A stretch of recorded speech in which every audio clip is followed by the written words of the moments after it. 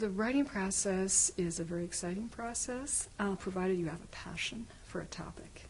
And I think that's the most difficult thing to discover. What is the one or two topics? What are the one or two topics that really get you excited about getting up in the morning and wanting to know more about that topic? And if that is there, if that drives you, then you feel like you're being carried along and you're doing fine. You're doing okay. I started teaching at Colgate University after I got my PhD, and was very much in the teaching mode. I never thought of myself as a scholar or as someone who would publish someday. I spent the first 4.5 years, because I was there for 4.5 years, doing nothing but teaching. Then I attended my first NEH seminar, a National Endowment for the Humanities Teachers Seminar. And that was 6 years into teaching. By that time, I started another job at another institution. And that seminar was the turnaround for me, because that's where I found my passion. I came across, for the first time, the writings of a woman writer of the Renaissance period who had never been published, never been edited. I was curious about her. And I also came across letters about a mother and a daughter, Madeleine and Catherine Desroches. Again, nothing had been done about them. No one had ever done any research on them. Found out that their works were in rare book collections in this country.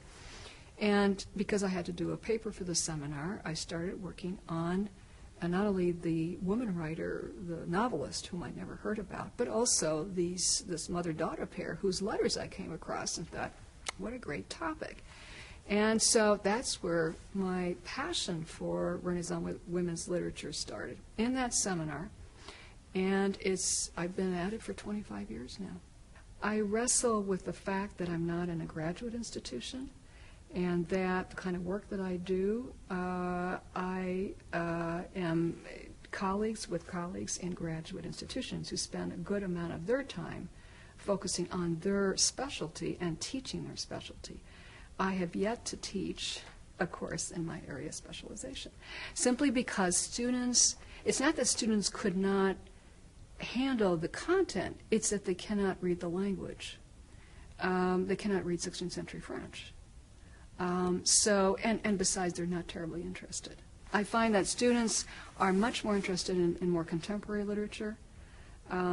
So that's one of the problems, I think, that I encounter. Now, how have I overcome it? Well, because I've been in the field long enough to get to know my discipline. Mm-hmm. And just by dint of doing a lot of reading, one thing that I can do during the year is keep up with more or less with the recent scholarship that has come out, because I'm